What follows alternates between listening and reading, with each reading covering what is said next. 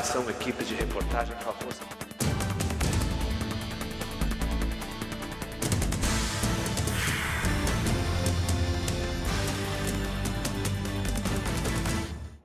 Olá para você que acompanha o Jornal em Tempo pela internet.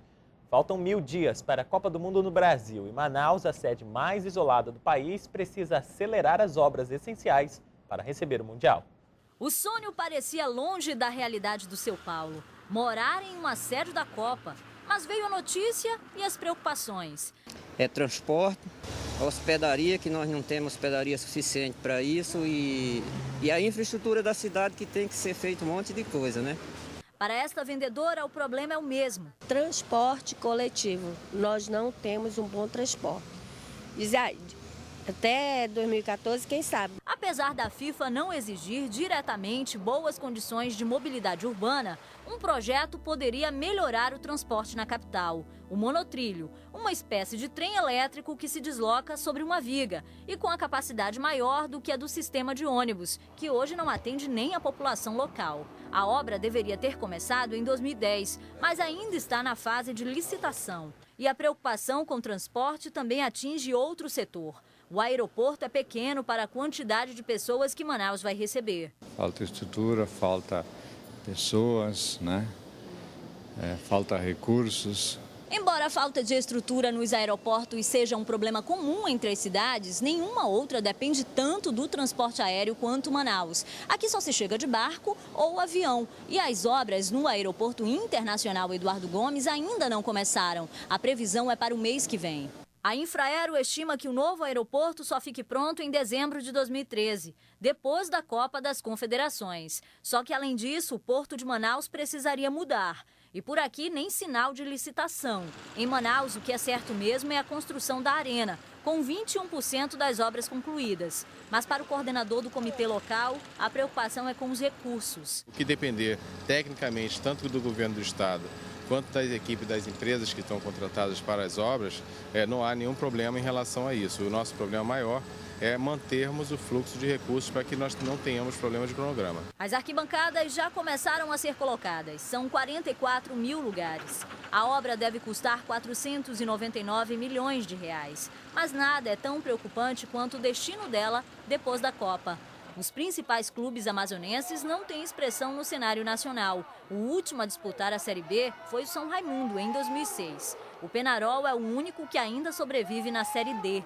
Mas se o futebol não justifica um estádio tão caro, vai ser preciso pensar no destino da arena para que ela não passe de um cartão postal em uma cidade com 2 milhões de habitantes no meio da floresta amazônica. E o prefeito de Manaus, Amazonino Mendes, anunciou hoje que o edital de licitação para as obras do BRT sai em 15 dias. A previsão da prefeitura é concluir a licitação até o início de novembro. O projeto está orçado em 290 milhões de reais. A Polícia Federal investiga o Instituto Amazônia, uma organização acusada de usar doações em dinheiro para pagar propina a fiscais do trabalho preso em 2004.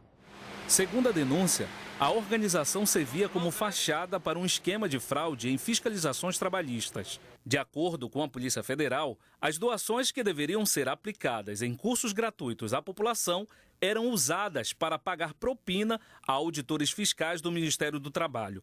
O suborno era para que eles não aplicassem multas em empresas do distrito. Uma dessas empresas teria doado em 2003 100 mil reais ao Instituto. O fato investigado é suspeita de que uma empresa do distrito teria feito pagamento de propina a fiscais do trabalho na época, utiliza por meio desse Instituto Amazônia, né? Através de uma doação fictícia, mas que na realidade serviria para o pagamento de propina de servidores públicos. Para o presidente do Instituto Amazônia, esse problema já havia sido resolvido. Esses valores foram, como eu falei, estão declarados no imposto de renda, estão declarados no livro caixa e todas as despesas estão contabilizadas no Instituto. Entre os documentos apreendidos está o imposto de renda do Instituto, que vai passar por perícia.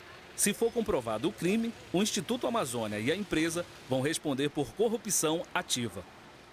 A Polícia Federal prendeu em fevereiro de 2004, durante a Operação Zaqueu, 10 auditores fiscais do trabalho envolvidos no esquema. 7 empresários e um contador também foram presos acusados de participação na fraude. O porto de Tabatinga foi interditado pela Marinha. Isso pode encarecer as mercadorias que chegam à fronteira. Os barcos que já estão atracados podem descarregar as mercadorias e desembarcar passageiros normalmente. Mas a partir de hoje, o porto está fechado por causa de 6 irregularidades que foram encontradas. A Superintendência Estadual de Navegação, Portos e Hidrovias já havia sido notificada. O porto foi reformado e reinaugurado em 2009 e está sob intervenção federal. Mas as melhorias não foram suficientes para garantir a segurança do local, por isso a Marinha decidiu mantê-lo interditado agora. Esse é o único porto da cidade e, com a proibição, as grandes embarcações vão precisar usar barcos menores para descarregar as mercadorias. Vai dificultar muito, né? Muito mesmo, o próximo comerciante, com certeza o frete vai crescer mais, porque com certeza vai entrar um terceiro mais, aí tipo uma canoa para cobrar, para trazer na beira, para que possa os caminhões levar, e com isso é um obstáculo a mais. O desembarque de passageiros vai voltar a ser feito como antigamente, na encosta do Rio Solimões. E ainda nesta edição, a segurança em Tabatinga. Deputados pedem a permanência da Força Nacional de Segurança. E no próximo bloco, inadimplência no pagamento do IPTU chega a 60% em Manaus. É daqui a pouco.